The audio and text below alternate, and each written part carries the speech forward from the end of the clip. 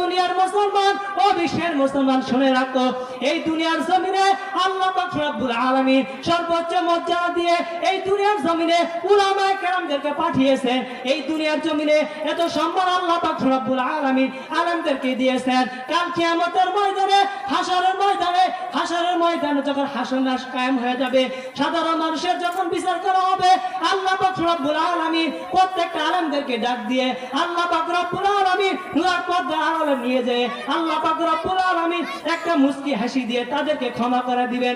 এই দুনিয়ার জমিনে যারা আলেমদেরকে নিয়ে টুকটুকি করেন, আলেমদের সম্মানের উপর আঘাত করেন, আলেমদের ইজ্জতের উপর আঘাত করেন, আলেমদেরকে নিয়ে যারা বাজে মন্তব্য করেন, এই দুনিয়ার জমিনে শুনে রাখেন, নবীদের জামানায় অনেক জালেমরা আলেমদেরকে শেষ করতে চাইছেন, ওলিদেরকে শেষ করতে চাইছেন, নবী করিম সাল্লাল্লাহু আলাইহি সাল্লামদেরকে অনেক জালেমরা শেষ করতে চাইছেন।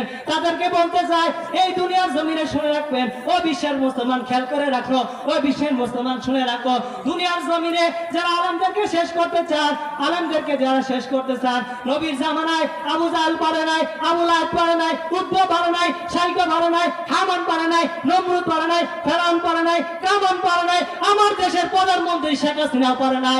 এই জমিনের মধ্যে যারা আলেমদেরকে ধ্বংস করতে চান, আলেমদের উপর আঘাত করতে চান, আলেমদের সম্মানিত আঘাত করতে চান, আলেমদেরকে নিয়ে যারা সিনিবিনি খেলেন, তাদেরকে বলতে চাই, এখনো সময় আছে।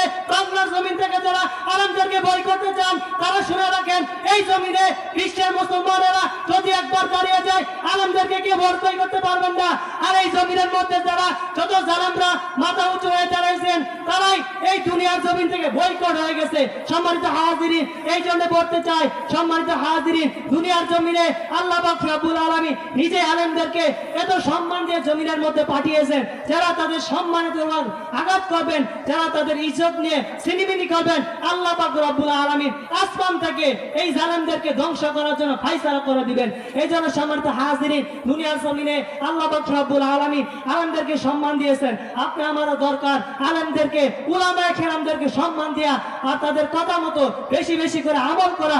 আল্লাহ পাক রব্বুল আলামিন আমার প্রত্যেকটা মুসলমানকে, প্রত্যেকটা জাতিকে, প্রত্যেকটা মা বোনকে, প্রত্যেকটা বিশ্বের সাধারণ মানুষদেরকে আল্লাহ পাক রব্বুল আলামিন আলেমদের মুখী করে, আলেমদের কথা মতো চলে, তাদের কথা মতো আমল করে আল্লাহ পাক রব্বুল আলামিন আমাদের প্রত্যেককে জান্নাতুল ফেরদাউসের মালিক বানিয়ে দেয়। সবাই বলে আমিন। সম্মানিত হাজিরিন, সংক্ষেপে যে আলোচনা করলাম, আল্লাহ পাক